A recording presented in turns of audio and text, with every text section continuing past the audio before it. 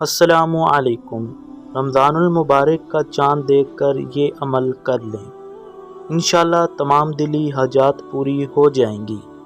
یہ عمل رمضان المبارک کا چاند دیکھ کر شروع کرنا ہے۔ یہ عمل سورۃ القدر پارہ نمبر 30 کا انتہائی جلیل القدر عمل ہے۔ جب رمضان المبارک کا چاند نظر آئے تو 2 رکعت نوافل صلاۃ الحاجت کے ادا کریں۔ پہلی رکعت میں الحمدللہ شریف کے بعد سورۃ قریش 13 مرتبہ پڑھنی ہے۔ دوسری رکعت میں آپ نے 13 بار سورۃ النصر جو کہ 30ویں پارے میں موجود ہے وہ پڑھنی ہے، اور پھر اپنے مقصد کے لیے آپ نے دعا کرنی ہے۔ جس نے بھی یہ عمل کیا ہے اللہ تعالیٰ نے اپنے حبیب کے طفیل ان کی تمام حاجات کو پورا کیا ہے۔ اس عمل کو آپ ہرگز نہ چھوڑیے گا۔